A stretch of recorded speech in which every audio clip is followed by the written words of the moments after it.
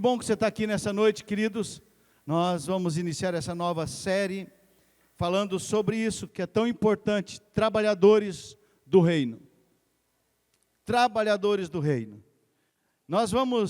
Eu quero compartilhar com vocês isso, né, qual que deve ser a nossa atitude, a atitude de alguém que representa o reino de Deus. Obrigado, meu irmão. Como que nós devemos ser? Qual que é a atitude daquele que representa o reino de Deus? E nós vamos aprender no decorrer desse mês. E eu espero que você abra o seu coração, venha todos os domingos, para que você seja ministrado e possamos nos fortalecer em nome de Jesus. Amém? O texto da palavra de Deus que nós vamos nos manter nele, está em Mateus 9, 36 a 38, e diz assim: quando viu as multidões, teve compaixão delas, pois estavam confusas e desamparadas, como ovelhas sem pastor. Disse aos discípulos: a colheita é grande, mas os trabalhadores são poucos. Orem ao Senhor da colheita, peçam que Ele envie mais trabalhadores para os seus campos. Deus nos chamou, queridos, para uma grande obra. Deus nos chamou para orar por trabalhadores, para essa obra. Deus chamou a mim e a você. Fala assim: chamou a mim. Agora você fala acreditando mesmo. Chamou a mim. Chamou a gente, queridos, a mim e a você. A pergunta que nós precisamos fazer é: que tipo de trabalhadores nós somos? Que tipo de trabalhador eu sou? Que tipo de trabalhador você é? Nós precisamos saber disso, sabe? Agora, eu queria fazer um exercício com todos nós, e eu vou pedir que todos façam, tá? Eu quero que todos agora, nesse momento, fechem os seus olhos, todos, fechem os olhos, do mais novo ao de maior conhecimento e idade, feche os olhos. Agora, você não está na cadeira, você está em cima de Carapó, lá no alto. Você está olhando as ruas de Carapó, você está olhando os bairros de Carapó, você está olhando as fazendas, as escolas, a área rural toda, você está olhando os hospitais, você está olhando o comércio de Carapó, lá de cima. Continue com seus olhos fechados, continue pensando nisso, vendo Carapó de cima. Agora, mesmo com os olhos fechados, pense: quantas pessoas na noite passada ficou sem dormir? Quantos casamentos estão em crises na nossa cidade? Quantos jovens pensando em desistir da vida? Quantos idosos chorando em silêncio? Quantas famílias estão endividadas? Continue com seus olhos fechados. Quantas crianças nunca ouviram o Evangelho? Quantos pais sofrendo por causa dos seus filhos? Quantos filhos sofrendo por causa dos seus pais? Antes de você abrir o olho, continue com os olhos fechados. Eu queria que você, a hora que você abrisse os olhos, não abra ainda, agora você pode abrir seus olhos. O que nós vemos aqui, né? A nossa cidade. Nós vemos a nossa cidade. É isso que, exatamente essa experiência de Jesus, queridos. Ele olhou para a cidade, mas ele viu muito além das casas, dos prédios, das estruturas. Jesus viu pessoas. É interessante notar que Jesus, ele nunca ficou impressionado com riquezas. Jesus nunca ficou impressionado com prédios, com construções. Jesus nunca ficou impressionado pelas multidões, porque ele olhava aquilo que ninguém via, queridos. Ele olhava para o coração humano. E ele não parou de olhar, ele continua olhando. E é isso, queridos. Essa cidade não é apenas uma cidade no mapa. é um campo de colheita. É um campo onde a colheita precisa ser feita. Onde as pessoas estão sorrindo, queridos, por fora, mas estão sofrendo por dentro. Onde tem gente cansada, onde tem gente endividada, ansiosa, ferida, sem direção espiritual. A obra de Deus, queridos, a obra é de Deus. Pense nisso. Cristo é o centro da obra. E nós somos trabalhadores da obra. Nós somos trabalhadores da obra. Fala assim, eu sou o trabalhador da obra. Nós somos essas pessoas, queridos. Bom, nós vamos falar sobre isso, então vamos responder essa pergunta. Nós já respondemos, mas quem são os trabalhadores? Nós observamos que a misericórdia do Senhor, ela é grande.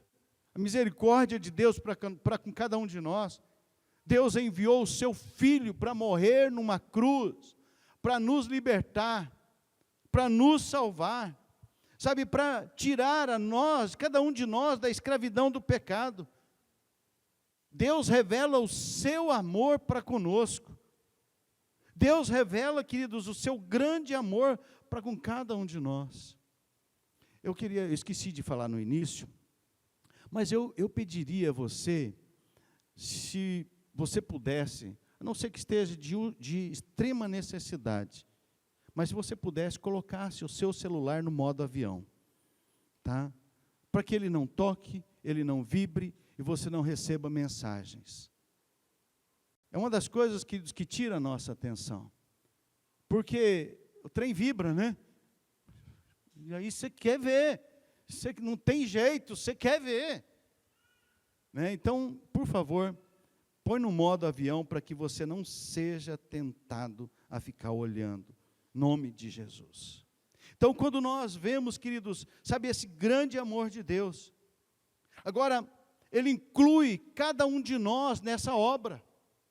A obra é dele, a igreja é dele, mas Ele nos inclui. Ele faz com que eu e você faça parte dessa obra, e nós não podemos esquecer que um dia essa obra vai ser finalizada. Ele vai finalizar. E aí nós voltamos novamente para o texto. Mateus 9, 36 a 38. Quando viu as multidões, teve compaixão delas, pois estavam confusas e desamparadas, como ovelhas sem pastor. Disse aos discípulos: a colheita é grande, mas os trabalhadores são poucos. Orem ao Senhor da colheita, peçam que envie mais trabalhadores para os campos. Esse é um texto dos mais importantes, queridos, para nós compreendermos o coração da missão de Jesus, para nós entendermos a força dessa palavra, vendo Ele as multidões, compadeceu-se delas. Necessário nós olharmos um pouco o que estava acontecendo, o que o povo estava vivendo naquele momento, porque esse texto não surgiu do vazio, queridos. Esse texto não surgiu, eu vou falar alguma coisa aqui, não. Jesus sempre falou com um propósito, sempre tinha, sabe, todo pronunciamento, tudo que Jesus falava, tinha algum propósito, e o mundo naquele momento, onde eles estavam vivendo uma profunda crise política, religiosa, econômica e social. Era isso que Israel estava passando. Parece que nós estamos vivendo naquele tempo. Israel, você imagina, Israel vivia sobre a ocupação romana. Ontem nós falamos alguma coisa aqui com os jovens, e queridos, ontem nós tivemos uma vigília maravilhosa, toda a igreja foi convidada, certo? E aqueles que vieram, a hora que eu cheguei, eu estava aqui na frente, recepcionando os irmãos, conversando, uma teens veio falar comigo, um adolescente, falou: pastor, hoje eu estou bem, depois de chorar um monte ontem, hoje eu estou bem, continuo bem, glória a Deus por isso. Por quê, queridos? É porque eu creio no que Deus está fazendo, Deus vai continuar fazendo nos nossos corações. Então venha participar, queridos, das vigílias. Você que é jovem, venha para o culto dos jovens. Você que é teens, venha para os teens, né? Você que é pai desses teens, Fala para ele vir, força ele vir. Teens não tem vontade própria não, ainda não. Depois de completar os 18 anos, ele tem vontade própria. E pudesse manter, né? Porque teens que tem lá 20 anos e não pode se manter, tem que pedir dinheiro para o pai para comprar lanche para a namorada no final de semana. Não, esse não tem vontade própria ainda não, viu, gente? Tá bom? Bom, voltando aqui, brincadeira à parte, né? Então, esse texto, querido, surge com um propósito. Israel estava nessa situação. E Jesus pronuncia essas palavras, porque Israel não era uma nação livre. Eles não tinham liberdade. O Império Romano estava dominando toda a Palestina. Quem que eram os governos? Olha, o imperador era Tibério César. Na Judéia, o governador romano era Pôncio Pilatos. E na Galileia, era governada por Herodes Antipas. E o que o povo judeu sonhava? Com liberdade, com independência. Mas eles esperavam um Messias como Davi. Um guerreiro, um cara que chegaria, sentaria no trono com mão de ferro e diria: agora nós vamos expulsar esses romanos, e agora, a partir de agora, é nós que vai mandar nesse mundo. Era esse tipo de rei que eles esperavam, era esse o Messias que eles esperavam. Mas eles viviam nessa época, nessa opressão, e eles estavam cansados de opressão. A situação econômica daquela época, queridos, era difícil. O cidadão tinha que pagar imposto para Roma, para Herodes, para o templo, pagava pedágios, pedágio desde aquela época, tá? Pagava taxas comerciais também. Era tudo assim. Alguns estudiosos, teólogos, eles dizem que o povo daquela época, uma família, ela podia perder de 30% a 50% do que produzia pagando imposto. Né? Era de 30% a 50% de todo o produto que eles produziam. Então, o que aconteceu? O que gerou? Pobreza, endividamento, perda de terra, exploração. Os agricultores, para pagar suas dívidas, o que eles tinham que fazer? Vender suas terras, e depois que vendiam as suas propriedades, o que eles iam fazer? Trabalhar de empregado para aquele que comprou. Então, era essa a situação. E aqueles que não podiam trabalhar, iam trabalhar de diarista. Era esse o momento que eles estavam vivendo. Não tinha estabilidade. Irmãos, parece que nós estamos vivendo a mesma coisa hoje, né? E eu trouxe alguns dados que é importante para nós vermos, tá? Lá do Senado Federal, reportagem de Maria Fernanda Oliveira. Olha aí para mim, olha aí, ó. Mais de 80%, essa é recente, tá, irmãos? Isso é do ano passado, 2025. Mais de 80% das famílias têm dívida, tem algum tipo de dívida. Não é, sabe, isso aqui não é água, luz, né, telefone, alimentação, remédio, não. É dívida que fizeram, além dessas coisas. Estão em dívidas, né? E ali tem um gráfico mostrando de 2019 para 2025 quanto cresceu. E agora vai colocar um texto, pode pôr o texto, por favor. Segundo dados do Banco Central, a fatia de renda das famílias que está comprometida com dívidas saltou de aproximadamente 22% em 2019 para 29,7% no fim de 2025.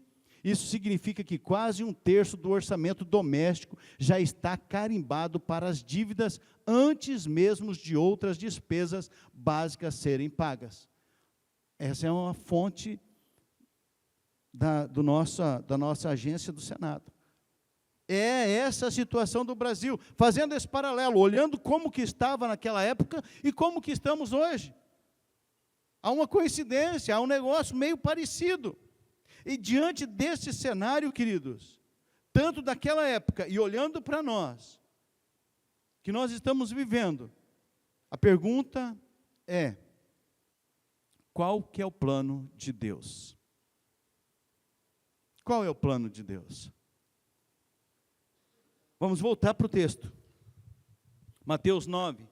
Quando viu as multidões, teve compaixão delas, pois estavam confusas e desamparadas, como ovelhas sem pasto.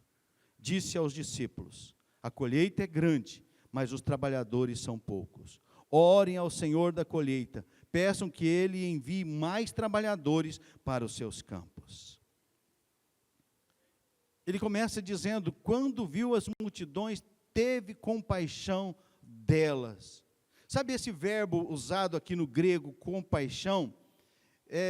Eu não sei falar esse nome aqui, tá? É um nome muito grande, mas ele é muito forte. Quando você olha essa tradução, ela é muito forte, porque essa compaixão não é uma dosinha, sabe, não é um sentimento superficial. É uma compaixão que vem das entranhas, que vem de dentro para fora, que vem do coração de Deus, do coração do Senhor Jesus, quando Ele olha para a multidão, vem do íntimo dEle, sabe, não é algo superficial, mas é algo verdadeiro, que, sabe, mexeu profundamente com Jesus. E aí, D.A. Carson, ele diz assim: a compaixão de Jesus não é mero sentimento, ela se transforma em ação redentora. Jesus não viu a multidão, Jesus viu pessoas. Quando Jesus olha para nós, queridos, Ele não olha a multidão, Ele olha individualmente, cada coração, cada um de nós. E Jesus está dizendo para nós isso, queridos, sabe, o povo está sofrendo, e falta o quê? Um cuidado espiritual. As pessoas estão sofrendo. E a pergunta para nós: será que existem pessoas perto de nós, que têm profissão, que têm salário, que têm celular, que têm internet, mas continua sem pastor? Não esse pastor, mas o pastor de verdade, né? O pastor verdadeiro, que é o nosso Senhor. Será que quando nós olhamos para fora, para a nossa cidade, nós não enxergamos pessoas que continuam sem pastor? E aqui nós começamos a entrar um pouco na história da Bíblia, a aliança que Deus faz com Abraão. Deus chama Abraão e faz uma promessa para ele, lá em lá em Gênesis 12, 3, que diz assim: abençoarei os que o abençoarem, e amaldiçoarei os que os amaldiçoarem. Por meio de vocês, por meio de você, Deus estava falando para Abraão, todas as famílias da terra serão abençoadas. Sabe, queridos, o objetivo de Deus nunca foi criar um povo étnico. O povo judeu, é o povo. Não, o objetivo do Senhor nunca foi esse. Sabe, foi revelar a sua graça, o seu amor ao mundo. Esse é o objetivo de Deus, sempre foi o objetivo de Deus. Sabe, e a aliança que Deus faz é algo muito maior. Essa promessa, queridos, seu cumprimento pleno se deu em Jesus Cristo. Jesus cumpre essa promessa. Pela sua morte, pela sua ressurreição, as pessoas puderam ser reconciliadas com o Senhor nosso Deus. Puderam chegar novamente. E Paulo escreve lá em 2 Coríntios 5,19, pois em Cristo, Deus estava reconciliando consigo o mundo, não levando mais em conta os pecados das pessoas, e Ele nos deu essa mensagem maravilhosa de reconciliação. Deus fez isso, queridos, por nós. Deus nos chamou, Deus nos reconcilia através de Jesus Cristo com Ele.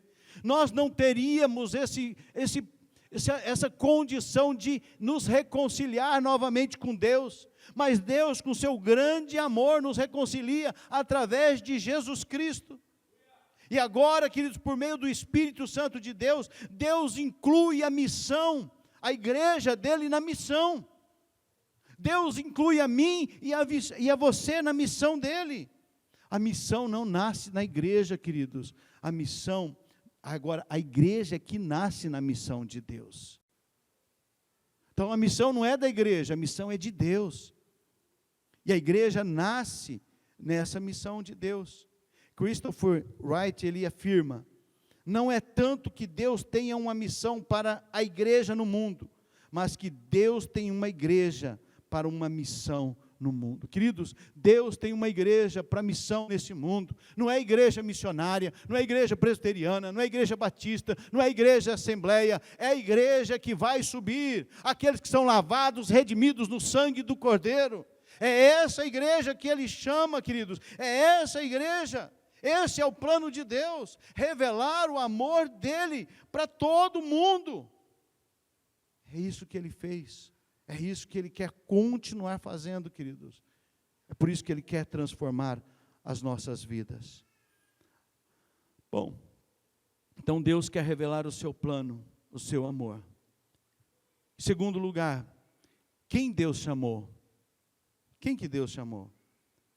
Versículo 37, 38 diz assim: disse aos discípulos: a colheita é grande, mas os trabalhadores são poucos. Orem ao Senhor da colheita, peçam que Ele envie mais trabalhadores para os seus campos. Olha que Deus muda a metáfora. O primeiro versículo que eu não li agora, está falando de ovelhas. E os dois seguintes fala de agricultura. Por que, queridos, isso? Porque duas imagens explicam duas necessidades diferentes. As ovelhas mostram a vulnerabilidade. Quando Deus fala ali no começo, quando ele olhou e ele viu a multidão, e pareciam como ovelhas sem pastor, ele vê a vulnerabilidade. Sabe por quê, queridos? Porque a ovelha, ela precisa estar em grupo. Ovelha sozinha se perde. Ovelha sem pastor morre. Ovelha sem pastor some do pasto, perde aquilo que é necessário, aquilo que é importante. Daí a necessidade que nós temos, queridos, de ter pastor, de estar com o nosso pastor eterno, sabe? É aquele que, sabe, cuida de nós. Então, quando nós olhamos para a segunda parte, a colheita, mostra o quê? Mostra a urgência, queridos. A palavra colheita, ela significa muito mais do que quantidade. Não é simplesmente quantidade. A palavra colheita, queridos, ela comunica tempo. Colheita tem prazo. Quem faz, quem planta, sabe disso. Porque existe o momento certo de colher. Se você não colher no momento certo, o tempo passa. E se passar o tempo da colheita, você perde. E é isso que Deus está falando para nós. E Jesus não disse para nós: orem pela colheita. Ele diz o quê? Orem ao Senhor da colheita, peçam que Ele envie mais trabalhadores para os seus campos. É isso que Ele pede para nós orarmos. E nisso tudo, queridos, há um detalhe maravilhoso. Quem que é o dono da colheita? Não sou eu nem você. O dono da colheita é o nosso Deus. Quem que prepara os corações, queridos, é Deus. Quem convence do pecado, da justiça, do juízo, é o Espírito Santo de Deus, queridos. É somente Ele que faz isso. Quem salva é somente Jesus que salva. Não é igreja, não é instituição, é só Jesus que salva, queridos. Quem acrescenta pessoas é somente o Senhor. Que a palavra de Deus diz que Ele ia acrescentando os que iam sendo salvos. Não somos nós, isso nos dá uma certa tranquilidade, mas não é para nós cruzarmos os braços, não, é Deus que acrescenta os que vão sendo salvos. Então nós não podemos, nós temos que ficar de braço cruzado e Deus vai mandar as pessoas. Não é isso que a palavra de Deus está dizendo. Nós precisamos orar e buscar trabalhadores. Jesus fala para eles orar ao Senhor de Seara para que mande trabalhadores. Não é isso? E no capítulo seguinte, quem que ele envia? Os discípulos. Quem que ele está enviando? Os discípulos. É isso, queridos. É isso que nós precisamos. Nós devemos orar com sinceridade. nós devemos clamar pela missão, porque nós somos parte dessa resposta da oração. Alguém orou algum dia para que Deus enviasse trabalhadores, e nós tivemos um encontro com Jesus. Agora é hora de nós, cada um de nós, eu e você, orarmos e clamarmos ao Senhor para que envie trabalhadores. Como que Ele vai enviar trabalhadores, queridos? Nós precisamos ir lá falar com eles. Os trabalhadores estão aí por toda parte. Você olhou na sua mente quando você estava olhando de Carapó de cima, você olhou as ruas, você olhou a área rural, você olhou tudo na cidade, você imaginou as pessoas, o sofrimento das pessoas. É isso que o Senhor estava dizendo para nós. Nós fazemos parte dessa oração, queridos. Alguém orou e nós estamos aqui como resposta de oração. Se nós não orarmos, quem vai continuar a obra, irmãos? Quem vai continuar o trabalho? Porque nós vamos passar, ninguém vai ficar por semente aqui. Nós vamos passar. Daqui a pouco nós morremos, mas rapidinho, gente. 90, 100 anos, passa assim, ó. É um pulo. Eu falo sempre, né? Meu pai vai completar 94 anos. Ele fala, parece que foi ontem. Passou ligeiro demais.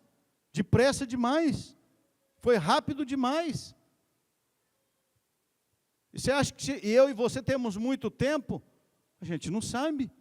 A gente não sabe qual a senha que nós pegamos. Nós estamos torcendo todo mundo para ser uma senha bem longe.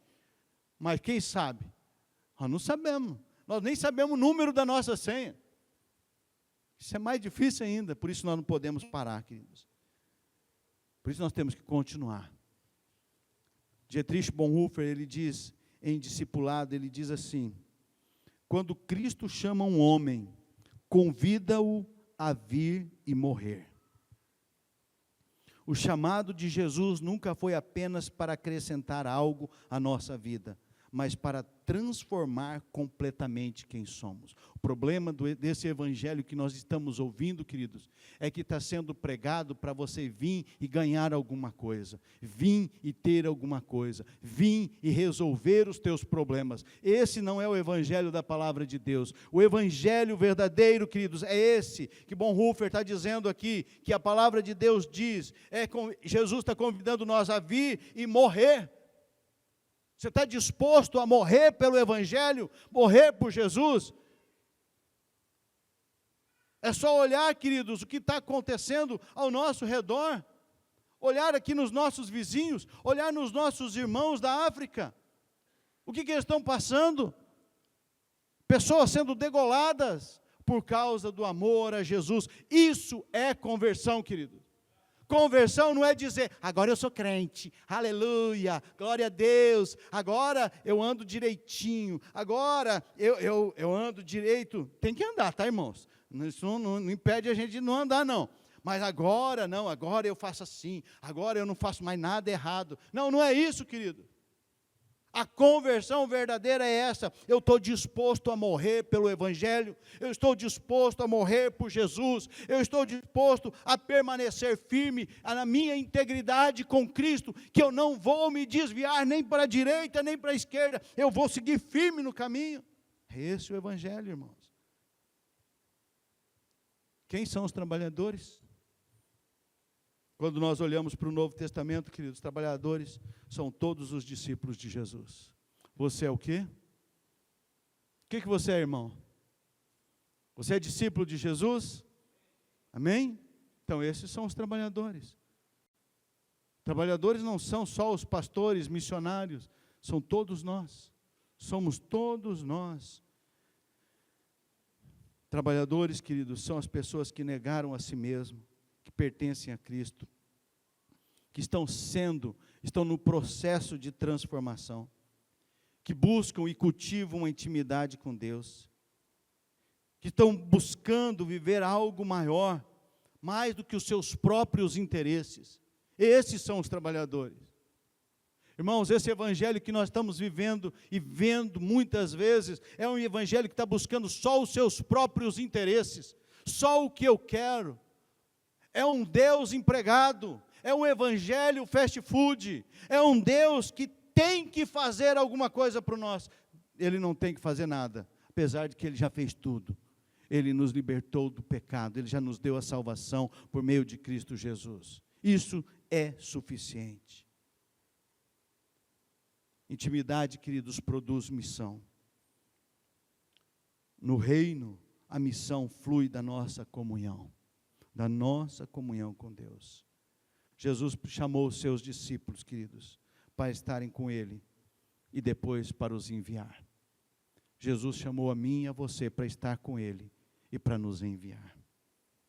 John Wesley, ele dizia: Deus faz sua obra por meio de pessoas que foram profundamente transformadas por sua graça.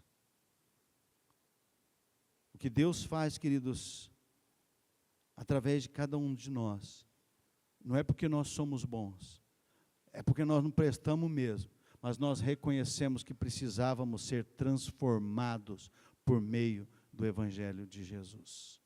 Nós reconhecemos que necessitamos ser transformados. Qual que é a missão dos trabalhadores, irmãos? Qual que é a nossa missão, irmãos? Depois de Jesus olhar para a multidão com compaixão, Jesus faz uma afirmação que muda a nossa maneira de entender a missão da igreja.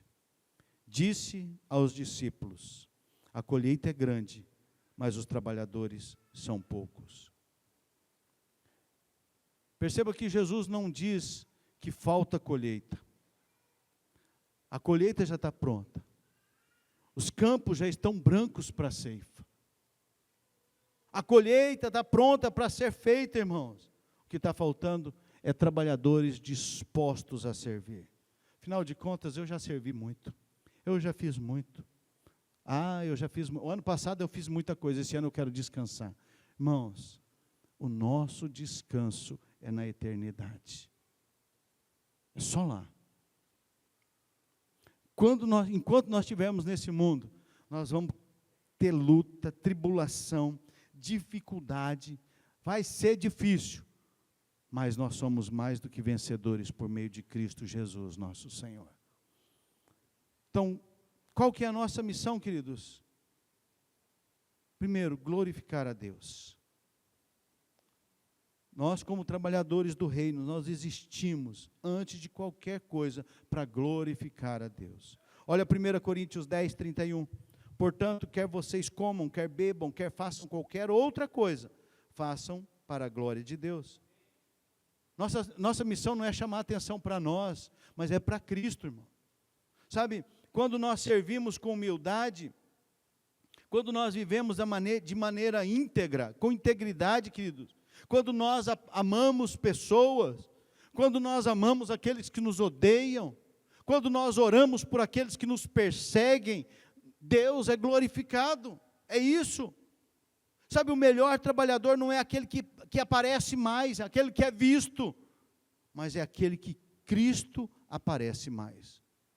O melhor trabalhador no reino é aquele que revela mais Cristo. Segundo lugar, queridos, primeiro, glorificar a Deus.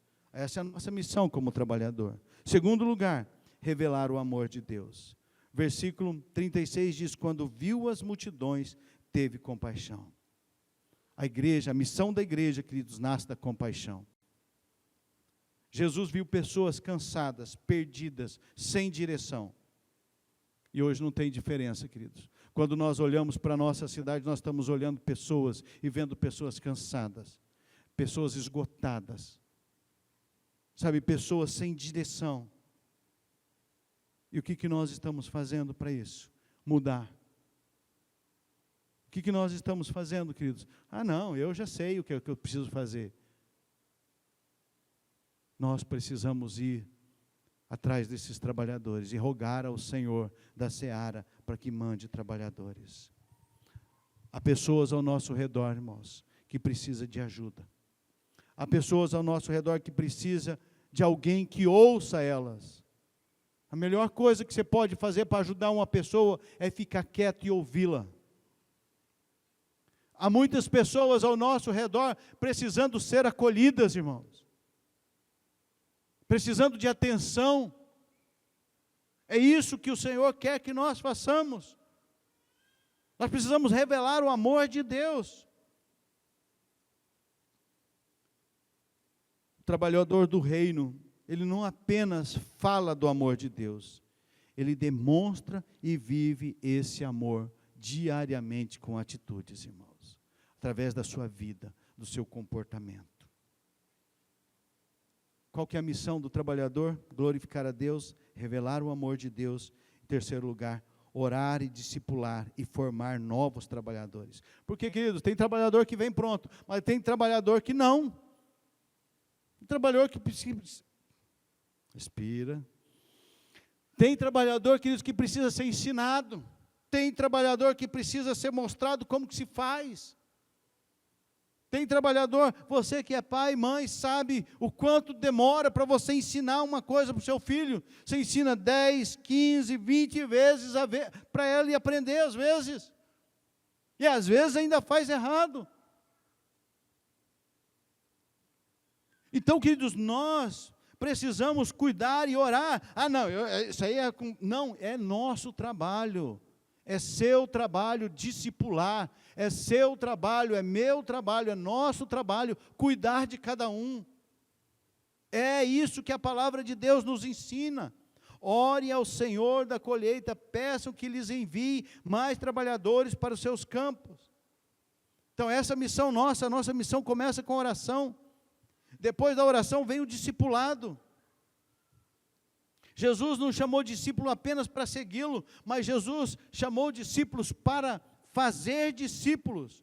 O que Jesus fez? Chamou os seus discípulos, falou assim: rogai ao Senhor da seara, agora vocês vão. Agora é com vocês. É o que Jesus está fazendo conosco hoje, queridos. Ele está dizendo: vá, agora é o seu campo, está aí, é amanhã. É hoje, a hora que você for comer um lanche, a hora que você for numa pizzaria, a hora que você for jantar, em casa, é hoje que começa. Então é isso que nós precisamos fazer. Nós estamos estudando Tiago nos nossos PGs. E essa semana foi muito gostoso, porque nós falamos de algo não tão gostoso, mas foi bom para a gente reconhecer, né? Algo que nós precisamos, que precisa ser trabalhado em nós. O PG tem sido uma bênção. Então, se você ainda não faz parte, procure a gente, procure os pastores, para fazer parte, para se integrar, para que você também possa crescer, queridos. Inclusive, se você está nos visitando, quer fazer parte de um PG, nos procure, ou deixe o seu nome ali e fala: eu quero fazer parte de um PG. Um pequeno grupo, onde a gente está lá, conversa, come, estuda a Bíblia, come de novo, né? Então, é isso, queridos, é isso que nós precisamos. O trabalhador que é maduro, queridos, ele ajuda outras pessoas a crescerem, ele ensina outras pessoas a servirem. O trabalhador maduro faz isso. O reino cresce, queridos, quando trabalhadores formam novos trabalhadores. Eu vou te dizer uma coisa, querido. Não pense você, que no último dia não vai ser cobrado isso de cada um de nós. Essa é a minha agonia, querido. Vocês acham que eu não estou agoniado? Quando eu vejo que nós ainda não batizamos, quando eu vejo quantas pessoas precisam descer as águas do batismo, quando eu olho para a nossa cidade e vejo quantas pessoas que precisam conhecer Jesus, isso me agonia, isso me dá desespero. Isso precisa, queridos, fazer com que a gente fique desassossegado, porque nós não podemos continuar olhando as pessoas perecendo, porque quem morreu, queridos, essa semana, não tem mais o que fazer para elas, por elas. Não tem mais oração, não tem mais nada que a gente faça por elas que resolva. Mas, para aqueles que estão ainda vivos, ainda tem. Nós podemos fazer. E nós devemos lembrar, queridos, que a colheita é do Senhor. Jesus, ele chama Deus de Senhor da seara. o Senhor da colheita. Isso nos lembra de duas verdades. A primeira, que a obra não é nossa, é de Deus. Nós apenas somos trabalhadores, nós pertencemos ao campo dele. A segunda verdade é que essa colheita não vai ser para sempre. Jesus nos ensina, Jesus nos mostra que ela vai terminar. Sabe, termina a colheita quando Jesus voltar. Um dia essa colheita vai acabar. Enquanto esse dia não chega, a nossa missão continua, querido. Por isso, durante esse mês de agosto, que nós vamos aprender quantas atitudes nós devemos, sabe, marcar na nossa vida. Quantas atitudes devem ser trabalhadas em nossas vidas como trabalhadores do reino. Enquanto nós aguardamos esse grande e glorioso dia, queridos, o Senhor Jesus nos chama a sentar à mesa e participar com Ele da ceia. E Ele diz para nós fazermos isso até a volta dEle. Quando nós olhamos e você vai pegar o pão e o cálice, lembra que a nossa missão só existe porque primeiro houve uma cruz. Só existe uma missão, querido, só existe trabalhadores, porque antes Jesus morreu numa cruz. Ele se entregou por mim e por você. Só existe, irmãos, trabalhadores, porque houve um Salvador. Alguém que, sabe, colocou a sua vida em favor de outros. E antes de existir colheita, queridos, houve uma semente que caiu na terra e morreu. Conforme João diz lá em João 12, 24, eu lhes digo a verdade, se o grão de trigo não for plantado na terra e não morrer, ficará só. Sua morte, porém, produzirá muitos novos grãos. Foi o que Jesus fez por nós. Na ceia do Senhor, queridos, nós lembramos que Cristo, Ele entregou o seu corpo, Ele derramou o seu sangue para nos reconciliar com Deus. Deus fez isso por amor, para formar um povo para a sua glória. E é por isso que Ele chama cada um de nós a orarmos ao Senhor da seara para que mande trabalhadores. E quando nós vamos participar, quando você pegar, sabe, nós renovamos a nossa esperança. 1 Coríntios 11, 26 diz assim: porque cada vez que vocês comem deste pão e bebem deste cálice, anunciam a morte do Senhor, até que Ele venha. Quando você estiver com o cálice e com o pão na mão, você vai estar anunciando que um dia Jesus vai voltar. E Ele vai olhar para os trabalhadores. Então, quando nós olhamos para trás, queridos, nós recordamos o sacrifício perfeito de Cristo. Quando nós olhamos para o que Jesus Cristo fez na cruz, lá atrás, há mais de 2000 anos, foi perfeito. É perfeito. O sacrifício de Jesus por nós. O sacrifício de Jesus por nós fortalece o nosso presente, alimentando a nossa comunhão e o nosso compromisso com a missão. E aponta para o futuro, quando a colheita estará completa, e nós, todos nós, nos assentaremos à mesa no reino de Deus. Então, queridos, enquanto o Senhor não volta, nós precisamos continuar trabalhando. Enquanto o Senhor não volta, nós precisamos continuar orando ao Senhor da seara para que mande trabalhadores. Enquanto o Senhor não volta, nós precisamos discipular. Enquanto o Senhor não volta, nós precisamos ensinar as pessoas a serem discípulos de Jesus. Enquanto o Senhor não volta, eu preciso fazer parte da comunidade. Nós precisamos continuar anunciando o Evangelho, fazendo discípulos e celebrando em comunhão a vitória que Jesus Cristo deu a cada um de nós. Jesus venceu o pecado, Jesus venceu a morte. Esse é o chamado dos trabalhadores do reino. Esse é o nosso chamado.